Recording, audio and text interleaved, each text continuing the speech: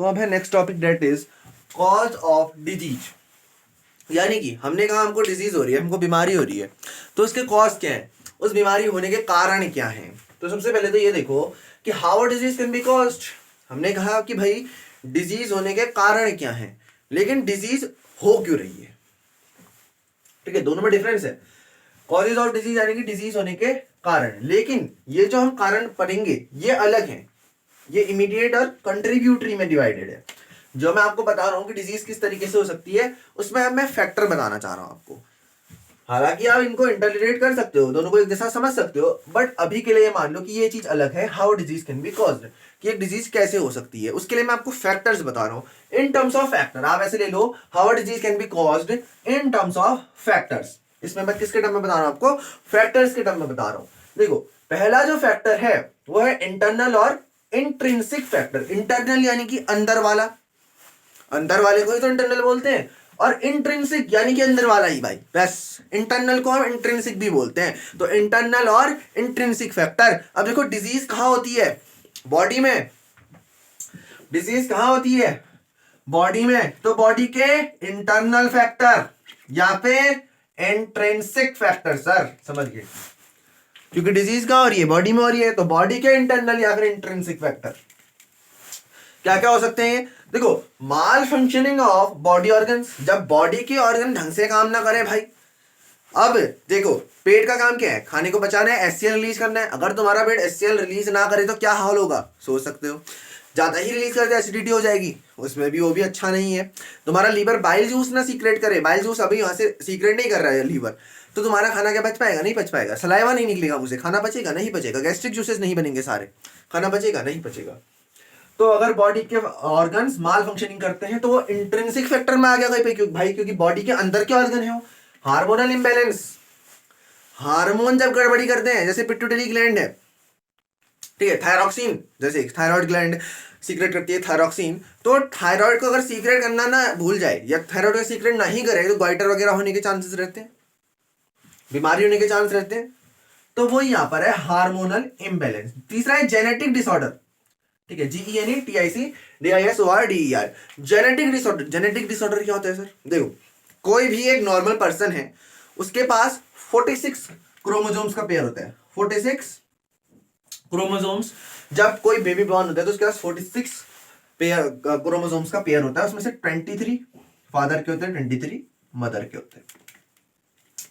ये ऊपर नीचे हो जाए तो उसको जेनेटिक डिसऑर्डर कहते हैं। 45 हो जाएगा जेनेटिक डिसऑर्डर, 47 हो जाएगा जेनेटिक डिसऑर्डर। यहां तक कि इंसान पागल भी हो सकता है, ये खतरनाक है। तो किसी भी इंसान के पास 46 पेयर ऑफ क्रोमोसोम होते हैं, याद रखना, कोर्स में नहीं है, एक्सटर्नल नॉलेज दे दिया आपको, कोर्स में नहीं है। नाउ एक्सटर्नल और एक्सट्रिंसिक फैक्टर। इंटरनल को हमने इंट्रिंसिक कहा, एक्सटर्नल को एक्सट्रिंसिक कहा। तो एक्सटर्नल या फिर एक्सट्रिंसिक फैक्टर्स, जैसे अनहेल्दी डाइट। अब वो बॉडी के अंदर थोड़ी में भाई, डाइट जो तुम्हारी है वो तुम खुद मेंटेन कर रहे हो, खा रहे हो, तुम जा रहा बॉडी के अंदर है, लेकिन बॉडी के अंदर थोड़ी में बना रहे हो, डाइट तो बाहर ही बना रहे हो, फिर आप ले रहे हो उसको। तो वो एक एक्सटर्नल या फिर एक्सट्रिंसिक फैक्टर है। पहला है अनहेल्दी डाइट, दूसरा पैथोजेंस। पैथोजेंस क्या होते हैं सर, पैथोजेंस कुछ नहीं, माइक्रोब्स, वायरस, फंजाई, इन सबकी क्लास को अगर मिला दें तो पैथोजेंस आ जाता है। अब मैं यहाँ कहाँ लिखने में रहूं, वायरस, फंजाई, बैक्टीरिया, नहीं इतना लंबा क्यों लिखूं सर, पैथोजन लिख दो, छुट्टी। ये पूरी क्लास को यहाँ पर दर्शा देता है, शो कर देता है। उसके बाद इन्वायरमेंटल पॉल्यूशन, आसपास का प्रदूषण देखो जरा, वायु प्रदूषण दिल्ली में ही लगा लो आप, कितना ज्यादा पॉल्यूशन होता है, तो वही external environmental pollution. Unhealthy lifestyle, lifestyle ढंग से आप नहीं जी रहे हो।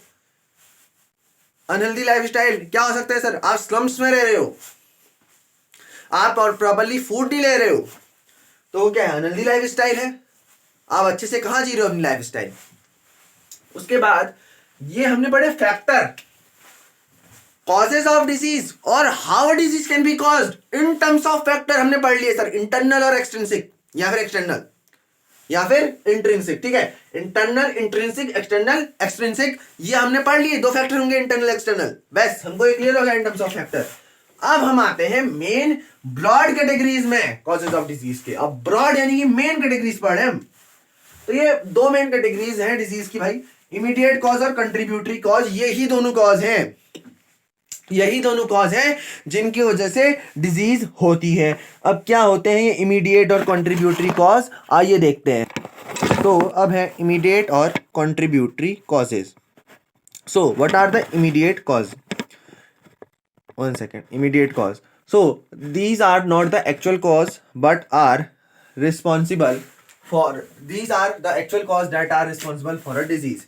इमीडिएट कॉज यानी कि ऐसे कॉज जो कि किसी डिजीज के होने के लिए रिस्पॉन्सिबल है। इमीडिएट यानी क्या होता है, जनरली हम बोलते हैं जल्दी से, इमीडिएट यानी होता है जल्दी। तो इमीडिएट कॉज यहाँ पर हम जल्दी का इससे मतलब नहीं लेंगे। इमीडिएट यानी कि ऐसे कॉज होते हैं जो कि एक्चुअली में डिजीज को कर रहे हैं। और ये इमीडिएट कॉज इन्फेक्शियस भी हो सकते हैं और नॉन इन्फेक्शियस भी हो सकते हैं। क्या होते हैं इन्फेक्शियस और नॉन इन्फेक्शियस, ये हम अभी पढ़ेंगे। ठीक है, अभी जस्ट पढ़ने वाले इसके बाद इन्फेक्शियस और नॉन इन्फेक्शियस।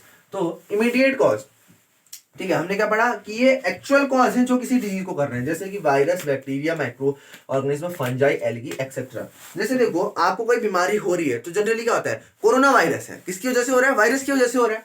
तो ये वायरस एक्चुअल कॉज है, ये वायरस एक्चुअल कॉज है जिसकी वजह से डिजीज हो रही है। उसके बाद आता है कंट्रीब्यूटरी कॉज। ठीक है, कंट्रीब्यूटरी कॉज, कंट्रीब्यूट कर रहा है, ठीक है, यानी कि उसको सहारा दे रहा है।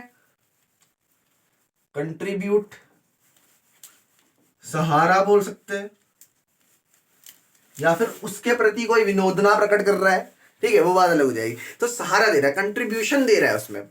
तो जैसे हमने अभी पीएम केयर फंड में कंट्रीब्यूशन की बात आई थी, तो वहां रुपये ने डोनेट किए, जितना ज्यादा फंड बढ़ेगा। वैसे ही ये कंट्रीब्यूटरी कॉज इनको कंट्रीब्यूट करते हैं, डिजीज में कंट्रीब्यूशन देते हैं। These are not the actual cause of disease but contribute in causing the disease. Contributory cause कोई एक्चुअल कॉज नहीं होता डिजीज के। डिजीज तो भाई कोरोना वायरस कर गया, पर ये कंट्रीब्यूट कर सकते हैं भाई कॉज होने वाले डिजीज के। जैसे कोरोना वायरस फैल गया, एक्चुअल कॉज कौन, इमीडिएट कॉज कौन, वायरस। कंट्रीब्यूट कौन कर रहा है, आप लोग कर रहे हो। किस तरीके से कर रहे हो, ऐसे क्या कॉज है जो कि कोरोना वायरस के बढ़ने में कंट्रीब्यूट कर रहे हैं।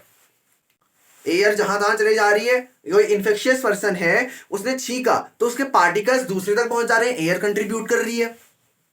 ठीक है, उसके बाद आपके हैंड्स के जो जम्स, आपके हैंड्स या ग्लव्स हैं आपके, सपोज डेट आपने कहीं ग्लव्स पहने उसको कहीं छोड़ दिया, कोई दूसरे पर्सन आया उसने उसको पकड़ लिया, तो वो भी कंट्रीब्यूट कर रहा है। यानी कि ये क्या है, कंट्रीब्यूटरी कॉजेज है। जो एयर है या फिर जो आपने ग्लव्स छोड़ दिए, कोई दूसरे ने उसमें हाथ लगा दिया तो उसको भी कोरोना वायरस हो जाएगा, तो वो क्या है इस केस में कंट्रीब्यूटरी कॉज है। तो जैसे कि पुअर डाइट, पुअर लाइफस्टाइल, इस तरीके से बहुत सारे कॉज। अब देखो आपको कोई सपोज खतरनाक बीमारी हो गई, कैंसर हो गई, डाइट पुअर है, इंसान नहीं बचेगा।